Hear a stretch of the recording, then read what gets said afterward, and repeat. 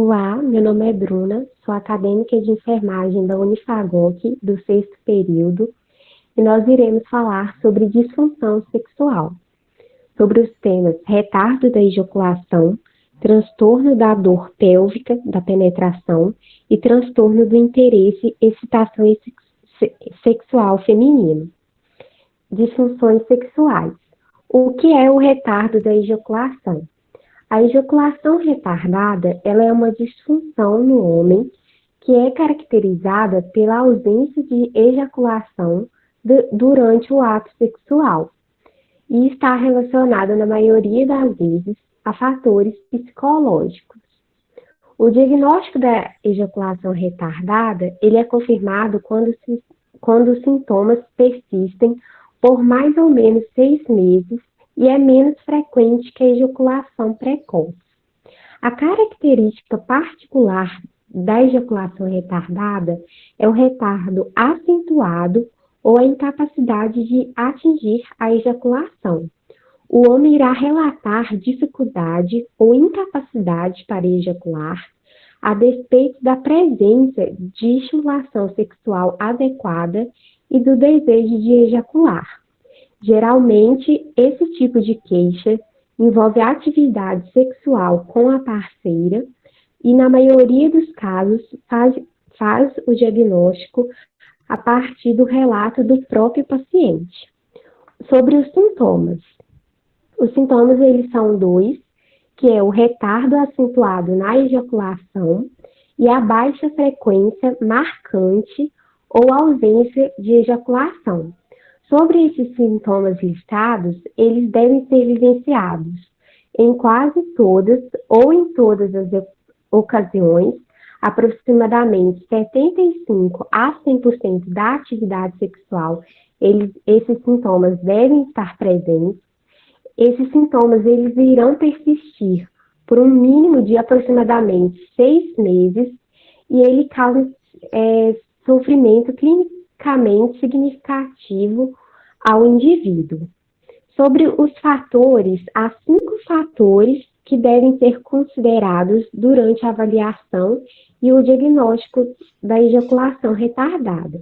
São os fatores relacionados à parceira, por exemplo, os problemas sexuais, o estado de saúde, fatores relacionados ao relacionamento, uma comunicação inadequada, discrepâncias no desejo para atividade sexual, os fatores relacionados à vulnerabilidade individual, um exemplo seria a má imagem corporal, se houve um histórico de abuso sexual ou emocional, uma comorbidade psiquiátrica, né, um exemplo, a depressão, a ansiedade, ou fatores estressores, que é a perda do emprego, o luto, os fatores culturais ou religiosos, que são as inibições relacionadas a proibições de atividade sexual ou prazer, os fatores médicos irrelevantes para o prognóstico, curso ou tratamento.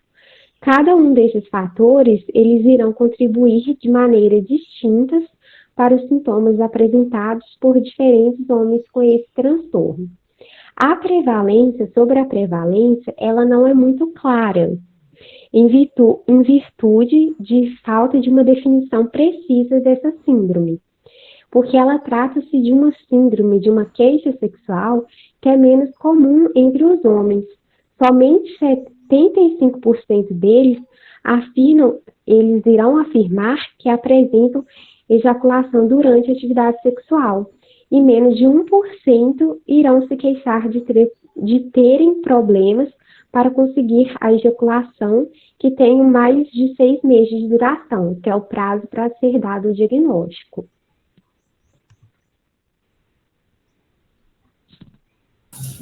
Olá, gente. Meu nome é Larissa Andrade, eu sou acadêmica do curso de enfermagem do Unifagoc, do sexto período, e eu vou falar um pouquinho para vocês sobre o transtorno da dor genitopélvica penetração.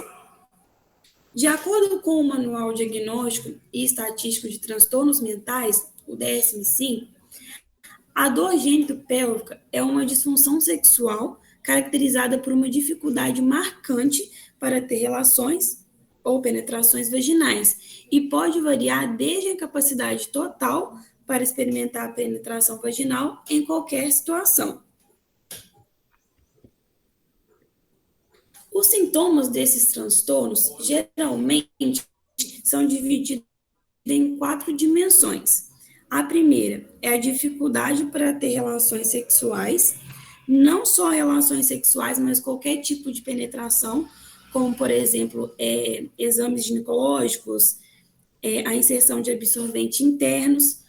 A dor gênito-pélvica, ela é caracterizada pela dor localizada nessa região, muitas das vezes pela experiência de dor já obtida pela experiência de tentar a penetração.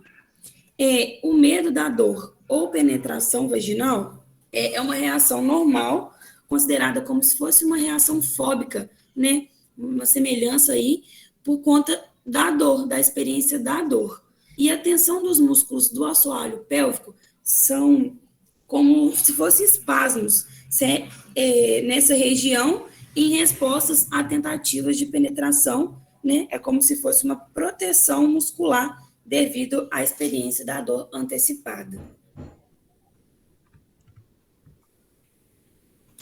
Aqui eu caracterizei, né, alguns sintomas iniciais desse transtorno, como, por exemplo, ardência ou loteamento, dor, né, na entrada vaginal, inserção desconfortável do pênis, o estreitamento, né, da abertura vaginal durante o sexo e vários outros aspectos caracterizados aqui.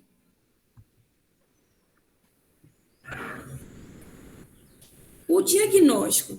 O diagnóstico desse transtorno é possível estabelecer um diagnóstico com base somente em uma dificuldade acentuada dessas dimensões, desses 4 sintomas que a gente falou.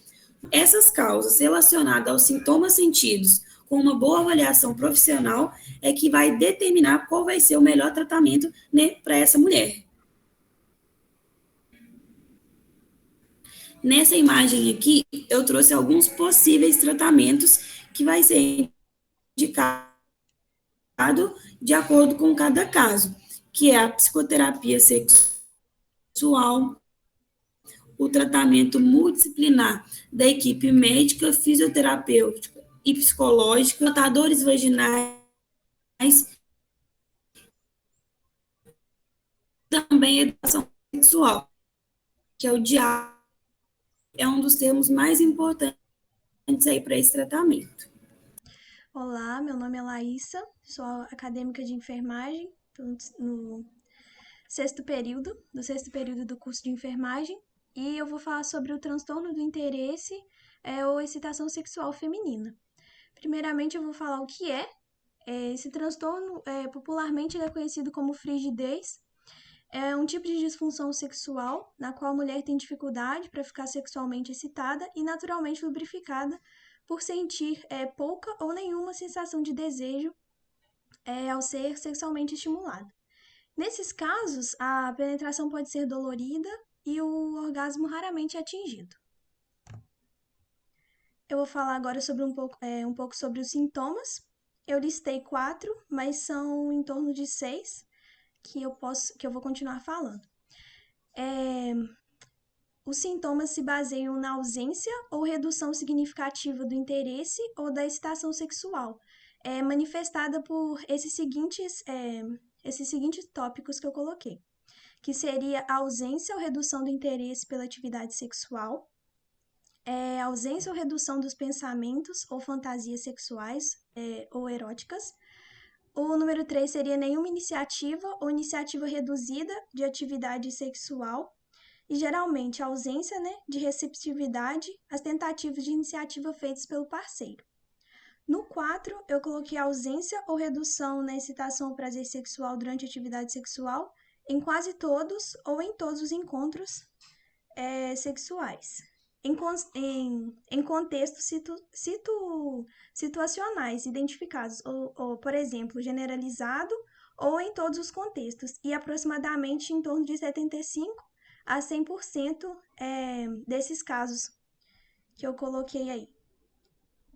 O número 5 seria ausência ou redução do interesse, excitação sexual em resposta a quaisquer indicações, internas ou externas, por exemplo, escritas, mensagens, verbais, comunicações verbais, visuais, até mesmo visuais.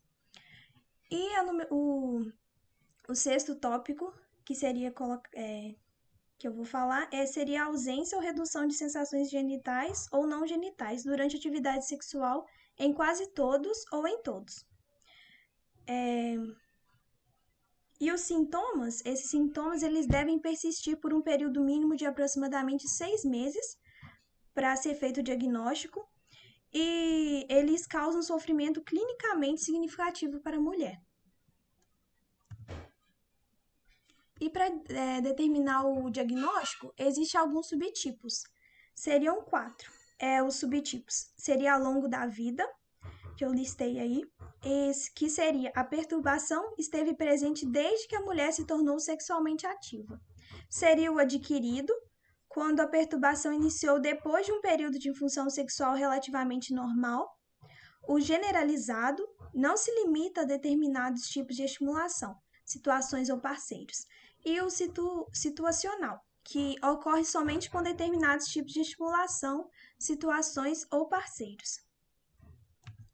Agora eu vou falar um pouco também sobre a questão de especificar, nos sintomas, a gravidade atual do transtorno, que seria dividida em leve, moderada e grave.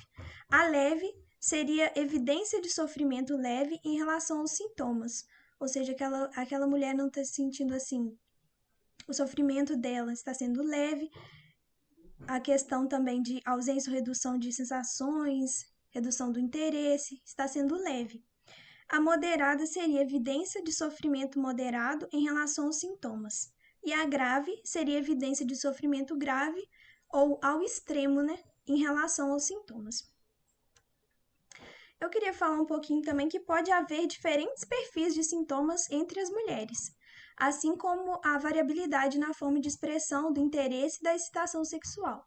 Por exemplo, em algumas mulheres, o transtorno do interesse ele poderá ser expresso como falta de interesse pela atividade sexual, ausência de pensamentos, os pensamentos eróticos que eu listei, relutância em iniciar a atividade sexual e em responder aos convites sexuais do parceiro. Em outras mulheres, já as características principais podem ser a incapacidade para ficar sexualmente excitada, para responder aos estímulos sexuais com desejo e a ausência correspondente de sinais de excitação sexual física. Considerando que, em geral, o desejo e a excitação sexual coexistem e são despertados em resposta a estímulos sexuais. Nessas disfunções, os critérios para o transtorno do interesse, eles levam em conta as dificuldades relacionadas ao desejo e a excitação com frequência, caracterizando de forma simultânea as queixas de mulheres com esse transtorno. Sobre o diagnóstico diferencial. O diagnóstico diferencial ele se subdivide em transtornos mentais não sexuais, uso de substâncias e medicamento, outra condição médica, fatores interpessoais, outras disfunções sexuais, estímulos sexuais inadequados ou ausentes. Vou falar um pouco sobre eles. Os transtornos mentais não sexuais. Esses transtornos, assim como o transtorno depressivo maior, no qual a redução acentuada no interesse ou no prazer em todas ou em quase todas as atividades na maior parte do dia, quase todos os dias, podem explicar essa falta de interesse sexual por conta da excitação sexual feminina. E o diagnóstico desse transtorno não se aplica aos casos em que a falta de interesse ou excitação é atribuível inteiramente a outro transtorno mental, ou seja, se a pessoa for diagnosticada com o transtorno depressivo maior, e ela tem alguns problemas, alguns sintomas, relacionados a esse transtorno. Isso não quer dizer que ela vai ter um diagnóstico de transtorno de interesse sexual. Não, ela pode ter somente o diagnóstico de transtorno depressivo maior. Não necessariamente é atribuível um ao outro ao transtorno mental. O uso de substância e medicamento, ele pode explicar a falta de interesse esse uso de substância ou medicamento. Outra condição médica, em exemplo, se a pessoa tiver um diabetes mellitus ou doença endotelial, ou uma disfunção na tireoide, isso não se aplica aos casos em que os sintomas sexuais são considerados quase exclusivamente associados aos efeitos de uma outra condição médica, ou seja, não é diagnóstico de transtorno do interesse sexual quando está associado aos efeitos, né, de uma outra condição médica. O diagnóstico não vai ser de transtorno do interesse sexual. Os fatores interpessoais, que seria a questão, como eu posso dizer, uma perturbação, algum problema no relacionamento, violência do parceiro, alguns estressores, né, significativos podem explicar certos sintomas do interesse, mas não necessariamente fechar o diagnóstico de que a pessoa possui esse transtorno.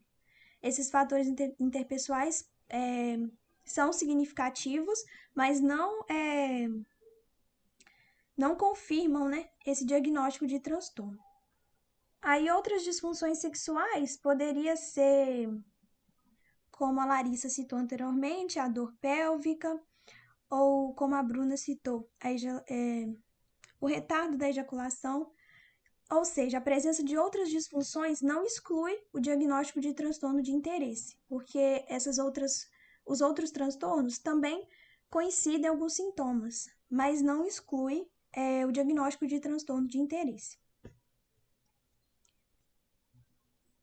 E os estímulos sexuais inadequados ou ausentes. É quando os diagnósticos diferenciais estão sendo considerados, é importante, né, avaliar a adequação dos estímulos à luz da experiência sexual da mulher. Estímulos inadequados ou ausentes que contribuem para o quadro clínico podem representar evidências para tratamento clínico, porém não cabe o diagnóstico de uma disfunção sexual. Às vezes pode ser algum problema que ela está passando, da mesma forma que alterações transitórias e adaptativas no funcionamento sexual secundárias a um evento pessoal ou da vida devem ser consideradas no diagnóstico diferencial, como luto ou morte. E, para fechar, vou falar sobre o tratamento. O tratamento, ele deve ser realizado por ginecologistas e psicólogos, já que visto que é uma questão também, pode estar envolvida uma questão psicológica, ou pode ser não necessariamente somente o psicológico, pode ser alguma coisa do funcionamento do corpo mesmo. E caso você perceba alguma alteração no seu comportamento sexual, como dificuldade, converse com o seu médico. Obrigada por sua atenção.